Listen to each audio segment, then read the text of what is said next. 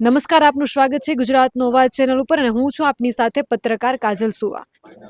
ખેડૂતોના મુદ્દામાં ખૂબ લડત આપી રહ્યા છે. ખેડૂતો તો લડત આપી જ રહ્યા છે, જેમની પોતાની માલિકીની જમીન છે, જેમના ખેતરમાં પોલ આવે છે. પણ શું એવા ખેડૂતે જોયા છે કે જેને પોતાની એક વીઘોય જમીન નથી? એક વીઘોય જમીન નહીં. એને પોલ કે વીજ કંપની કે ખેતી સાથે કાંઈ લેવા દેવા નથી. એમ છતાંય ખેડૂતો માટે માર ખાધા છે, ઢોર માર ખાધા છે, હોસ્પિટલમાં દાખલ પણ કરવા પડ્યા છે. આવાય માણસો છે, આવાય માણસો છે. ભાઈ, તમારે એક વીઘોય જમીન નથી, સાચી વાત છે? સાચી વાત છે. હું નાસ્તાની દુકાન ખોલું છું.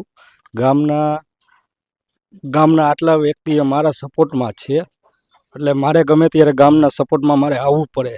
એટલે હું કાલ અહીંયા થર ઉપર ગયો હતો. અહીંયા મને લાગણીથી પોલીસવાળાએ નાના બાળકને લઈ જતા હતા, એના માટે મેં બચાવવાનો પ્રયાસ કર્યો હતો. એટલે મને પોલીસવાળાએ હારે ભેગો માર્યો છે. અને આ ભાઈને જે મારવામાં આવ્યા ને એની આ સાબિતી સોય છે, એના હાથમાં હજી સોય છે. પાછળ માર્યું છે.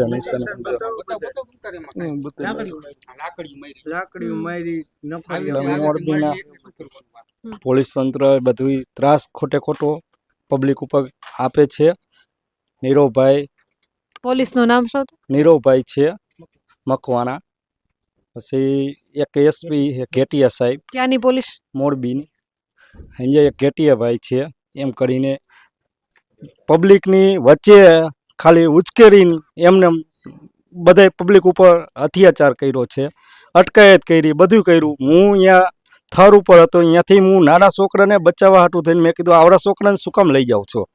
તો કે એ તને નો પ્રશ્ન ખબર હોય કે તને મને ભેગો બસમાં ઘાલવા હાટું મૈથા. હું તોય બહાર નીકળીને પછી ગામમાં આવ્યો. ગામમાં આવીને મેં ગામમાં 2 જણાને વાત કરી. પોલીસવાળા આવી ઝપાઝપી કરીને માર્યું મને.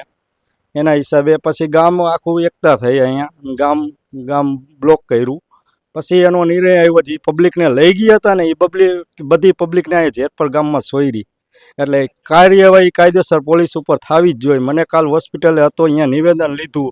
એની FIR તે કાંઈ એનો ચુકાદો કાંઈ આવ્યો નથી, ફાયરું નથી. સસ્પેન્ડ કરો એના માટે. એનો ન્યાય શું?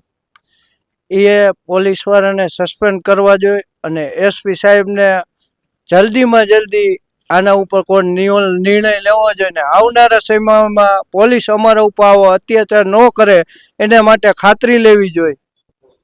શું ન્યાય શું? ન્યાયમાં તો હવે આમાં આપણે શું કરવું જોઈએ? હવે તો અમે હવે આવી તાનાશાહીમાં તો અમને કાંઈ હૂટતું જ નથી. હવે કાંઈ હવે ન્યાય તો હવે ભગવાન આપે તો થાય.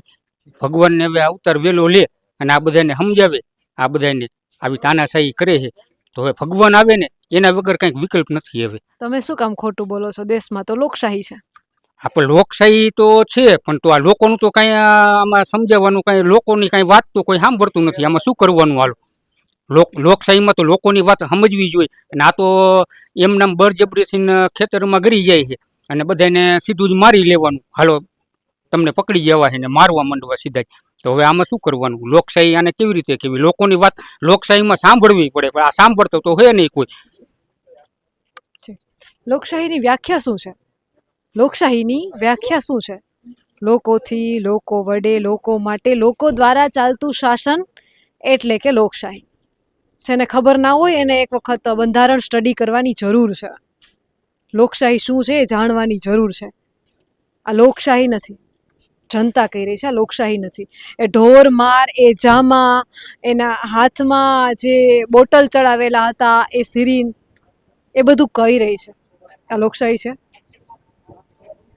અને એ ભાઈને એક વીઘોય જમીન નથી. તમે વિચાર તો કરો કે ગામના રક્ષણ માટે, ગામ લોકોની મદદ માટે, ખેડૂતોની મદદ માટે એક વીઘોય જમીન નથી. ખેતી સાથે કોઈ લેવા દેવા નથી, વીજ કંપની સાથે લેવા દેવા નથી, પોલ નથી આવવાનો, છતાં એટલા ઢોર માર ખાધા એક બાળકને બચાવવા માટે. આ માનવતા છે. અને તમે બધા જે નેતાઓ કરી રહ્યા છે એ શું છે? એ મને જનતા કમેન્ટમાં જવાબ આપે. આપ જોતા રહો ગુજરાતનો અવાજ.